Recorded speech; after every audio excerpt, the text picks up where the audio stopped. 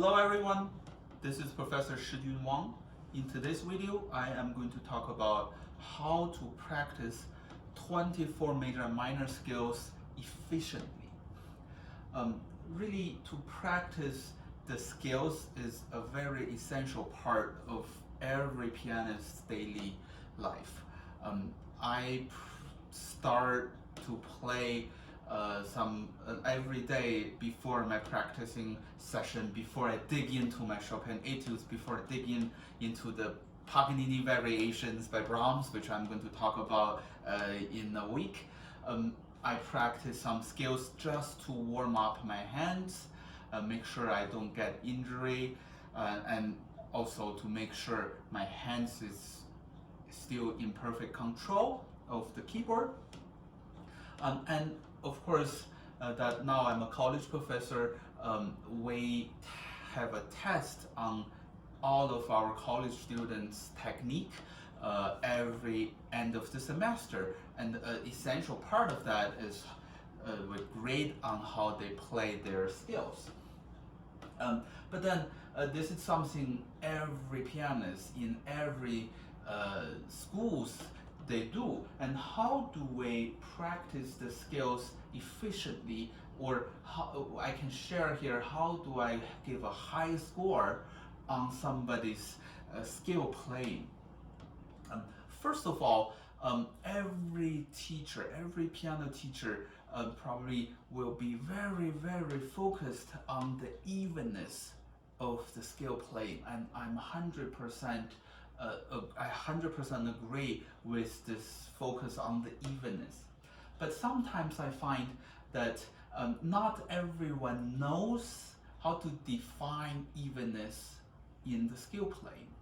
It's not just the timing, not only the rhythm. In my opinion, there are three dimensions in terms of evenness in the piano playing or in the skill playing. The first dimension, the first thing, of course, is the timing. We cannot add an unnecessary dotted rhythm or unevenness, and most of the time it's caused by switching finger positions. So, right, obviously that's very, very bad quality because the rhythm is not correct. We want to, I often tell my students, don't let your audience detect that you were changing fingers. And I'm sure many, many piano teachers also mention that to their students. The second dimension in terms of evenness is, of course, the volume. And here, don't get me wrong, I really encourage all of my students to do a big crescendo towards the end, towards the top. If, let's say, we're playing 2 octaves, to add a crescendo is really highly encouraged, because that's what you would do if this is a normal piece, right? If this is a Chopin ballade, or this is a Liszt piece, Spanish Rhapsody, then yes, you want a gigantic crescendo to reach the top. But the evenness in volume I'm talking about here is in a smaller area. Like you have this unnecessary accent, and also caused by the switching finger position. Yeah, when you cross over, then you hit accent, and that is not encouraged. And then the third dimension, really people rarely talk about, is the articulation. You want to keep the same length and the same attack, the same touch to every note. Don't play some legato while the other semi-staccato. Yeah, I've heard that sometimes in the exams, and people do this unconsciously because it's the evenness in articulation really is not under their radar, and it should be. Okay, and how do we make sure we play skills fast and clean? I think the biggest suggestion I have is to keep making sure that your movement, your finger movement, is you minimize it. You don't lift your finger really high. You don't change your elbow position. you want to keep it as little as possible so that you don't waste time on lifting your finger and dropping it or hit it to the like from a really high distance.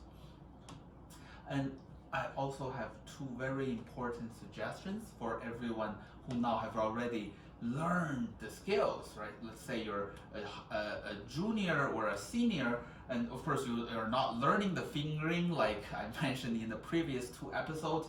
You know this by heart, you know everything basically automatically, your fingers knows the map. But I have two suggestions. One is that don't always practice your skills from the tonic note. For instance, if you're doing C major, try to play from the third note, for instance, instead of yeah?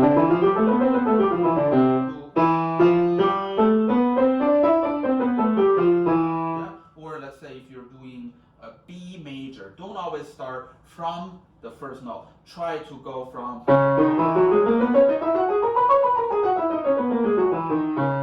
because the reason we practice skills is so that we can apply them in a real piece. But I would say not always, I mean almost never, that in a real piece in a Beethoven sonata or in a Chopin ballade, you have A major scale from A to A. You always start on a different point and then end on a note that is not the tonic note. So if you can play any scales from any given point, that would be really helpful if you're later on applying that to your real pieces. And the last suggestion I have, and this is I noticed this after observing many failures of the we call it the technique exam at end of each semester, is that people tend to lose their focus towards the end, especially when they're playing the scale going down. So I started to suggest to all of my students, practice skills from the top note.